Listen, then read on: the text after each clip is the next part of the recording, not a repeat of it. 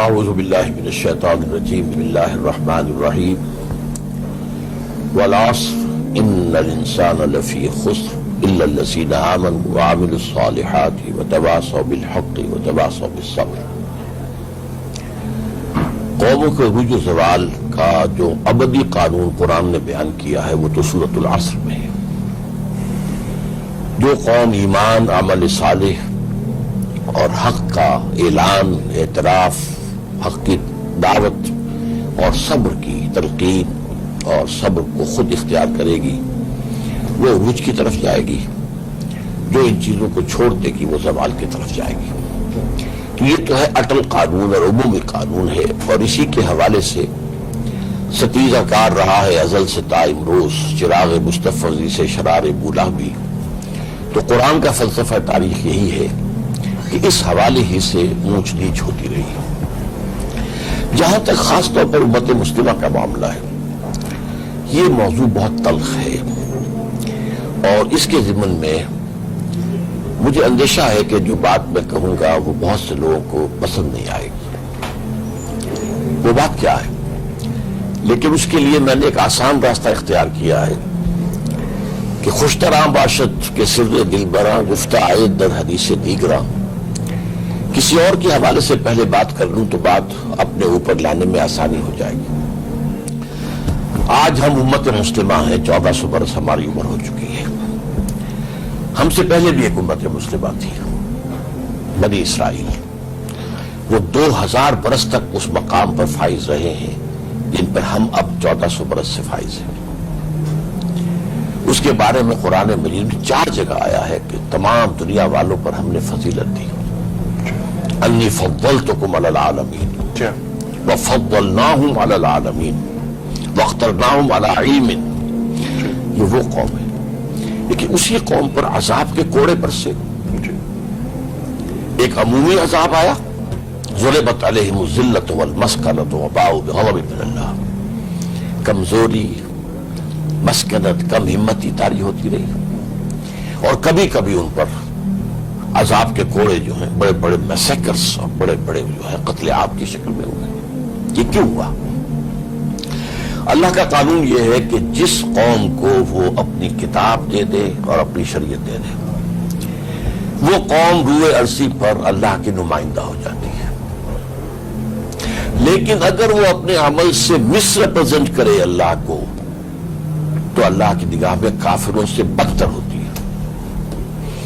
کافروں کی اصل سزا آخرت میں ہونی ہے۔ دنیا میں بڑے پیمانے پر کافروں کو سزا تب ملتی تھی جب کوئی رسول آ گیا اور اس نے اتمام حجت کر دیا اور قوم نے بحثیت مجموعی رد کر دیا تو ملیا بیٹ کر دیا گیا۔ باقی اصل جو ہے دارالجزا جو ہے وہ تو آخرت ہے۔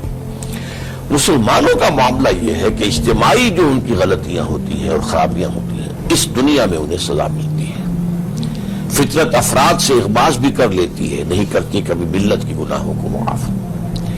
آج ہم اسی عذاب میں مبتلا ہیں، اس لیے کہ ہمارا فرض منصبی یہ قرار دیا گیا تھا، وَكَذَلِكَ جَعَلْنَاكُمْ أُمَّةً وَسَطًا لِتَكُونُوا شُهَدَاءَ عَلَى النَّاسِ فَيَكُونَ الرَّسُولُ عَلَيْكُمْ شَهِيدًا۔ تمہیں امت بنایا ہی اس لیے، امت وسط بنایا ہے کہ رسول اتمام حجت کر دے تم پر، اپنے دعوت و تبلیغ کے ذریعے سے، اپنے قول اور عمل دونوں سے، اور اجتماعی اور انفرادی دونوں سطحوں پر۔ ایمان اور عمل دو چیزیں ہیں، لیکن محسوس یہ ہوتا ہے کہ ہم دو لختی کا شکار ہیں۔ ایمان کی سطح پر امت مسلمہ انتہائی مضبوط ہے۔ سرکار دو عالم صلی اللہ علیہ وآلہ وسلم کی شان میں کارٹون چھپ جاتا ہے تو پوری امت مسلمہ ایک ہو جاتی ہے، اپنی جان نچھاور کر دیتی ہے۔ لیکن وہی رسول کریم صلی اللہ علیہ وآلہ وسلم اپنے کچھ تقاضے جو مسلمانوں پر عائد ہوتے ہیں وہ طلب کرتے ہیں تو ہم عمل کی سطح پر وہاں نہیں پہنچ پاتے جہاں ہمیں پہنچنا چاہیے۔ اس دو لختی کا خاتمہ کیسے ہوگا؟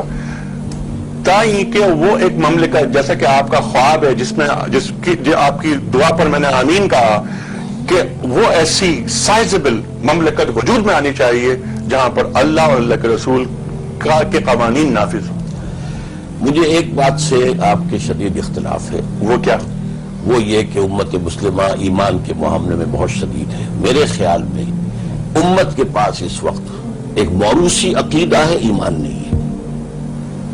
ایک ریشل کریڈ ہے، ایک عقیدہ ہے، دماغ کے گوشے میں پوٹلی بنائی ہوئی رکھی ہوئی ہے.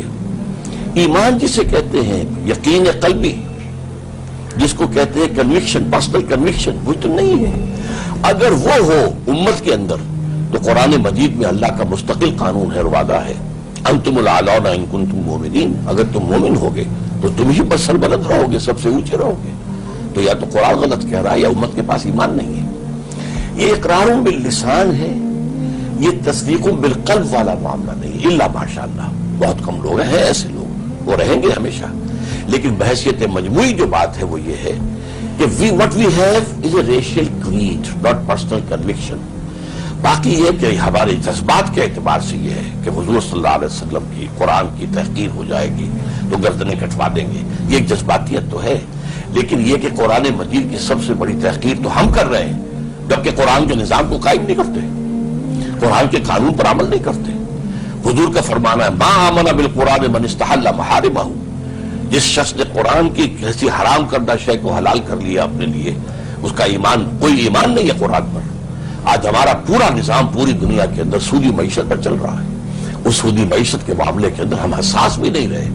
ہم نے اس کو سمجھا ہے شیر بادر کی طریقے سے وہ معاملہ ہمارے یہاں چل رہا ہے. تو اس حوالے سے اصل میں ایمان کا معاملہ اور ہے، اسلام کا معاملہ اور ہے. ہم مسلمان ہیں اور وہ پیدائشی طور پر ہو جاتے ہیں.